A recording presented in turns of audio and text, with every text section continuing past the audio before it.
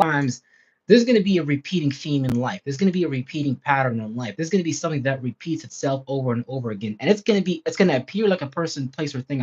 It's going to appear like a circumstance, situation outside of us, but it all started from a mental pattern, from a wiring system, from a thought and a feeling that was on a subconscious level operating within our mind that we didn't investigate and stuff like that, right? So a lot of the times we'll repeat the same patterns over and over again, unable to get out of these patterns and stuff like that. So for a lot of people's lives become just a reoccurring theme where everywhere they go, they experience the same experiences. They go through the same things. Think, okay, you know what? If I quit this job and go to another job, my life is going to be different. If I quit this relationship and go to another relationship, my life is going to be different. Once I get this amount of money, my life is going to be different. But a lot of the times, it's just the way that your mind handles these things. A lot of the times, it's just that we're in that, don't allow us to actually move on to a more positive experience. So we keep repeating these cycles and stuff like that, thinking that it's the outer world, but it's really just our inner world. So the more you can deal with yourself, the more you can deal with your own internal natures, the more you'll be able to temper yourself and watch guard against your own natures and stuff. Because a lot of the times it's your own nature, it's your own feelings, it's the it's the thoughts and feelings that we spark within us that we don't investigate that embed them subconsciously. It's a subconscious awareness, right? And a lot of these things can come from childhood, can come from just our environment and how we grew up, right? So if you observe your life along with the lives of the people around you, eventually serve or gain insights on how their mind works, right? Because everyone's mind works a particular way. And the people that can't make it out of their psychological conditioning, their mind is going to be set on, they're gonna have a mindset, and their mind is going to be set on one thing, type of shit or things. But they're not going to be able to get out of that wiring and view themselves from the outside looking. They're going to be inside looking out. So they're going to be stuck in that pattern, in that reality, in that circle of life, in that vortex, and they're going to keep manifesting those same experiences inwardly first, then outwardly, right?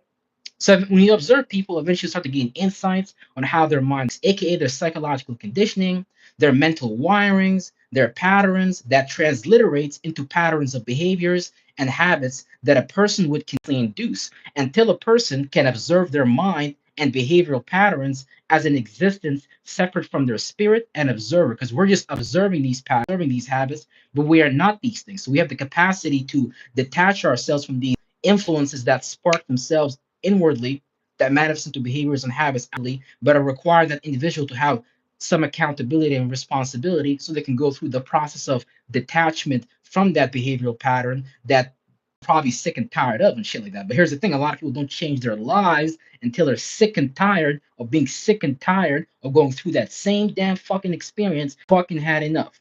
And that's the thing, right? Because it's our own nature that we have to guard against, not other people, right? So a lot of these things we're stuck into as observers, as the spirit, right? And we jump into these wiring systems, we jump into these behavioral systems, reigniting these things, reinforcing those neural pathways, reaffirming that within us unknowingly, because we just view it as a part of ourselves, as a part of our nature, and stuff like that. Yeah. So that allow that reoccurring theme to reappear in our lives just through different people at different places, just doing things. Everywhere you go, there you are. So everywhere you go, there's your problem. And the problem is just probably looking you in the mirror. When I go outside, I know no one else is my problem. When I look in the mirror, I'm like, you're your own worst enemy. So if I know that about myself, I know that 99% of people out there are their own worst enemy and stuff like that, right? So the pattern has nothing to do with the external world. Nothing outside of you should control what's going on inside of you. So it's not external people, places, and things. It's just this lack of ability to separate and detach from our own natures and really just things. Because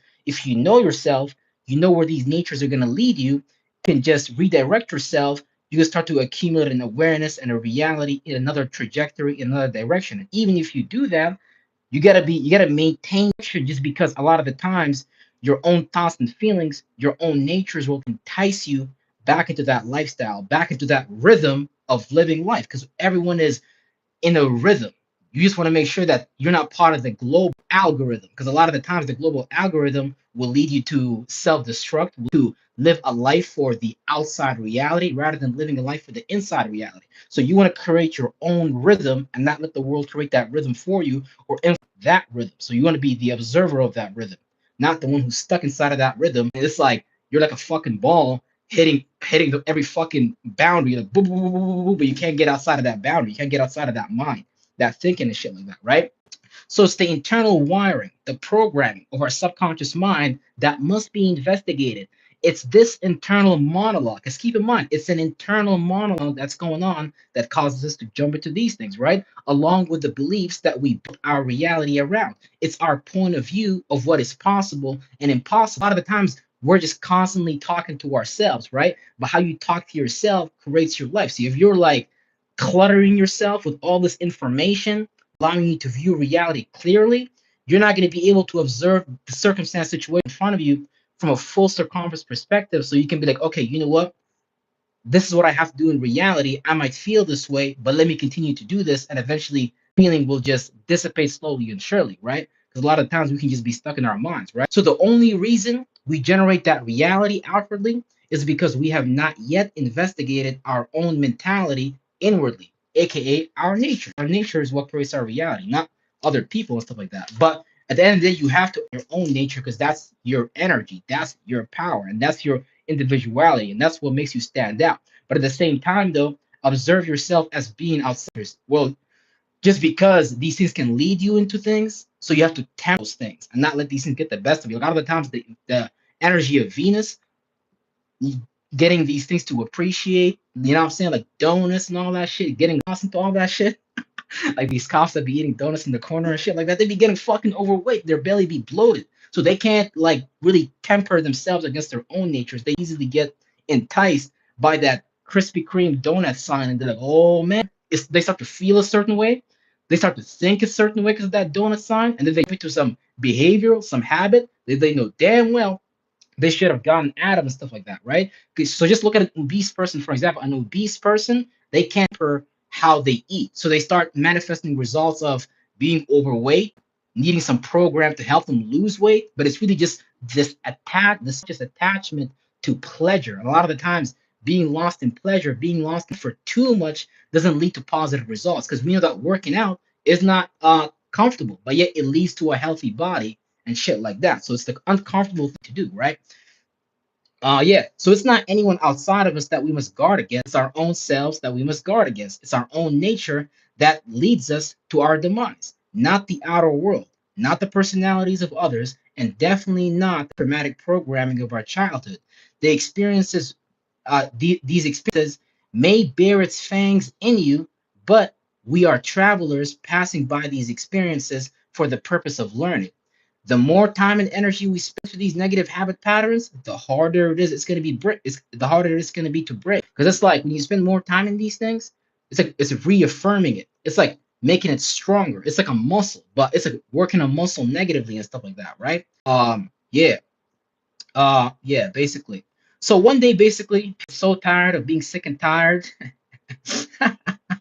and that motherfuckers just started to decide, you know what? Let me just expel that internal pattern that keeps that retarded lifestyle and stuff like that, right? Because a motherfucker that's too nice at work and they can't get the day off, they can't leave on the time that they want to. Eventually, they're gonna keep manifesting, motherfucking getting the shit that they don't want, being at work at times they don't want. Eventually, they're gonna get so sick and tired of that shit that they're gonna be like, man, fuck this shit with being a nice dude. Let me be selfish as fuck. And that's when they start to actually get the results that they're looking for. Because at the beginning, they may have not had this idea of looking at themselves, where a lot of the times we're lost in these social norms that teach us be overly nice, oh, cater to people, oh, love everybody, be kind, be polite. Now, I'm from Canada, for example. Everyone here is motherfucking polite. I hate Canadian shit.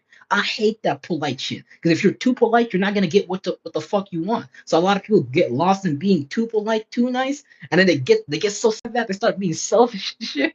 And that's when they start to get what they want. And here's the thing: they may look at it as negatively, but at the same time, though, at least you're getting what you want. At least you're getting what you need and shit like that.